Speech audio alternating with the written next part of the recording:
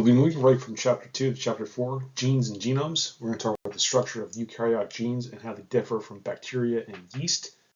We'll also talk about how introns can work as functional proteins and how a technique known as alternative splicing can generate multiple different proteins from a single gene. Now this chart shows a comparison of different genome sizes. Ours in particular down the bottom there, if you see we're just past about 10 to the 9th base pairs for haploid genomes, so that comes out to be about 3 billion base pairs. So you math whizzes out there, it's going to be a 1 with 9 zeros behind it, gives us 3 billion approximately. Compared to some other types of organisms here, we have about 20,000 genomes compared to our 3 billion base pair on the haploid genome. But if you look at a plant, the Arabidopsis, now that has a significantly smaller, almost like 5% according to your text, of haploid base pairs. But it'll code for about 27,500 base pairs instead. Now other organisms like the Drosophila, that has a smaller genome, also coding for a smaller amount of protein coded genes at about 14,000. If you remember quite a few chapters back, we talked about the C. elegans, which is a worm. Now that was going to code for about 24,000 protein coding genes as compared to ours with a significantly smaller type of genome.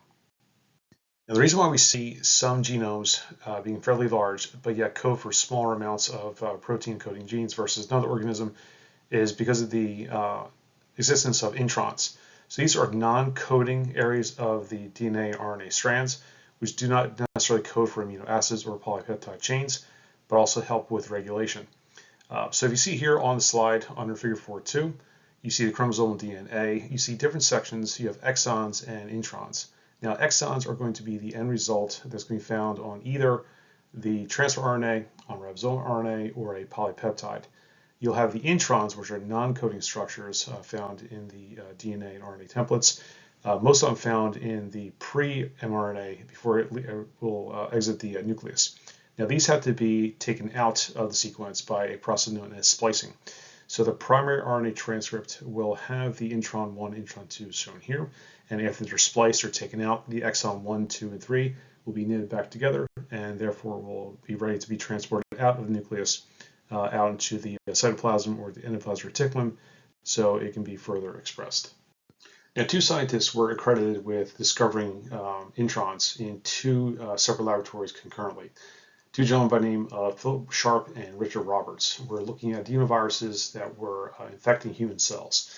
The adenoviruses, the genome itself was actually easy to find because it was actually very highly replicated in infected cells, but it was also relatively small to work with. It was only about 35,000 different base pairs to deal with, and also had a distinct property where it had both a DNA strand, single strand, and also an RNA-DNA hybrid that was easily seen through electron microscopy.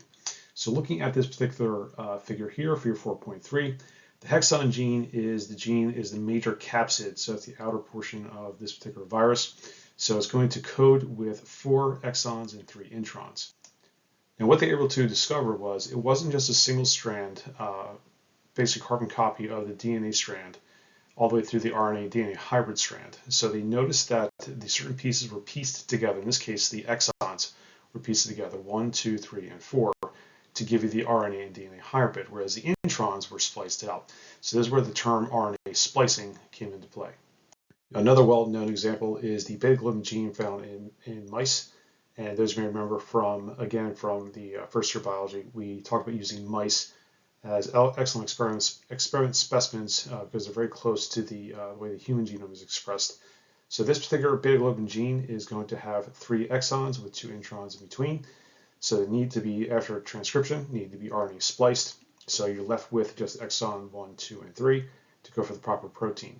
So this has been used in a number of different experiments to check the expression of different types of genes like hemoglobin, and what kind of treatments we can use to help circumvent different types of blood-borne diseases and improve the efficacy of transport of oxygen within the hemoglobin. Now, it's interesting to note to looking at our own human genes. So again, we look at our 3 billion base pairs and only 20,000 protein-coded sequences found within the entire genome. So when you look at the ratio of how many exons we have to introns, it's pretty significant. We have about 3% of the human genome is going to have exons for protein-coded sequences, and this will include the 2 caps you see on 3 and 5' end, the cap and the tail, is going to be included in that 3%. Roughly about 93% of the human genome is going to be roughly introns. So there's quite a discrepancy between how many base pairs we use for actual protein expression versus the non-expression area of the entire genome. We do see this discrepancy throughout the different genomes of different organisms, although not quite as drastic. It does kind of depend on the individual organism itself.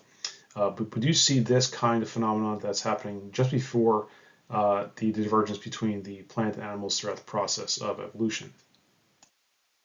Conversely, in prokaryotes, in prokaryotic genomes, we see just the opposite. Because such a small, compact genome is going to be roughly 90%. So 90% of the exons, the genome will be coded for as exons for protein coding areas, and only roughly 10% will be for introns or non-coding areas. So here we see on the left Philip Sharp and on the right Richard Roberts, two scientists that are accredited to discovery of introns along the mRNA sequence.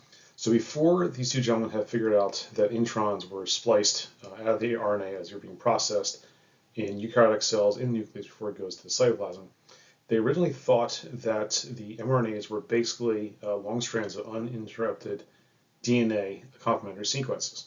So they basically thought that the 5' and 3' ends were basically snipped off, but we find this not the case. So they actually were able to conduct an experiment with the adenoviruses and look at the mRNA synthesis in human cells. Now Sharp, with his two compatriots Burgett and Moore, focused their experiments on the mRNA that usually coded for the hexon gene that we had talked about previously for the adenovirus. Now what they did very simply was they took the mRNA for the hexon gene and they would hybridize it with the adenovirus DNA. Now what hybridizing means very simply is they're taking one strand of the RNA and they're going to complement it to the DNA and they'll match up to have a dually bonded molecule. So what they found out very simply was the hexon mRNA formed hybrids with certain fragments of the adenovirus DNA, but there's certain sequences, especially at the 5' end of the hexon mRNA, that do not hybridize DNA sequences, which means that some areas were missing. In this case, the introns. The introns were found to be spliced on the final mRNA product. So in these pieces together, the mRNA DNA hybrids, that's when we started displaying the complex loop structure, which we'll see in the next slide.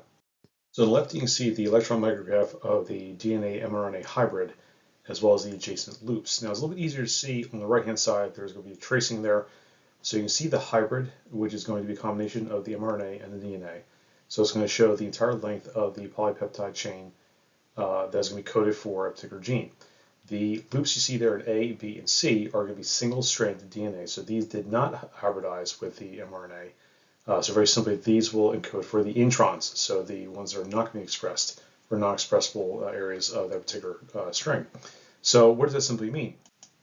So this discovery led scientists to believe, originally they thought it was a straight reading of a DNA strand for the mRNA. So we come to find out that there are certain sections that are not needed or not coded for the particular polypeptide chain that we're looking for. So in this case, for the hexon amino acid chain, the areas that are simply snipped off or spliced are going to be the areas where it's just simply DNA and simply be introns. So this gave scientists an idea, especially in the area of evolution, of the regulation of certain types of genes throughout different areas of the DNA sequence. And of course, with this introduction of areas that are simply non-coded or simply spliced away from the final product, it gives a better idea of further explanation into different types of gene expression and regulation throughout different cells, and basically see the different type of activities that are going to be presented through the mRNA synthesis. So again, this gives the scientists a better idea a more plausible idea that our evolutionary state from the single cell might have arisen from the RNA-based world. So we see a direct relationship with the actual size of the genome of an organism, as well as the complexity of the organism, with a corresponding increase of introns found in the genome. So if we look at some of the smaller genomes, like you call out here, you see the number of genes, about 4,600. You see that the majority is going to be a protein-coded sequence, 88%. Intron is barely negligible, so very simply, there's not many introns per gene on the average. As you go upwards in complexity, with a little dip, we get into invertebrates. As we talk about the C. elegans, it's a relatively intermediate genome size, about 100, but a lot of genes, 24,000. So this is going to be the one little sidestep, let's say, in the progression that we normally see from the less complex to more complex organisms.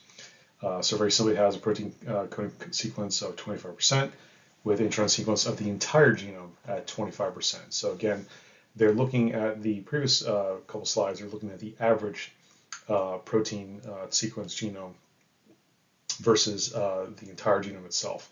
So if we drop down to humans, so as you can see, we have the largest genome size here, only about 20,000 genes. So basically, the entire genome only has 1.2% as protein coding sequences, whereas we have out of the entire genome, 35% intron sequence. Now, remember I talked before, there was a 90 to 10% intron extron sequence on the average human gene.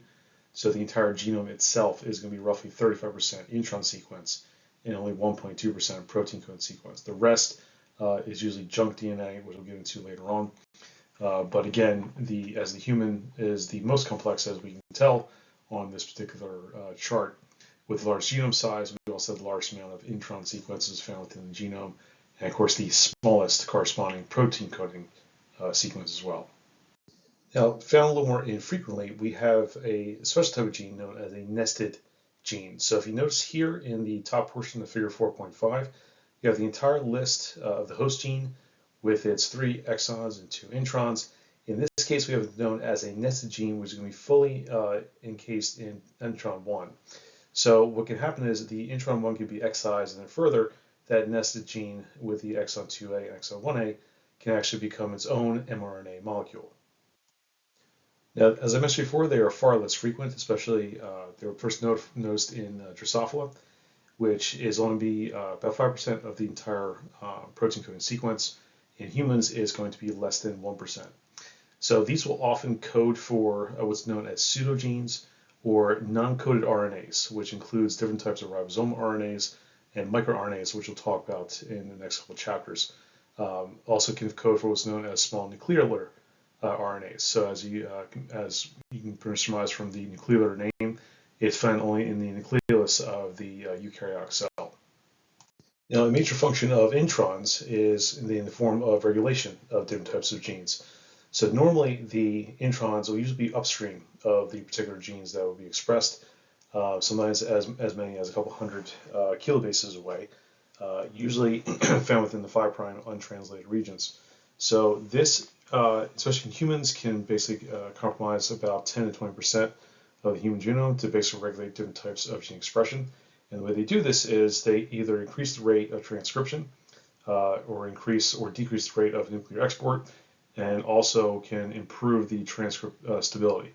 So as they start to leave the different areas of the nucleus out into the cytoplasm, different types of genes will basically affect the stability of those particular mRNA strands.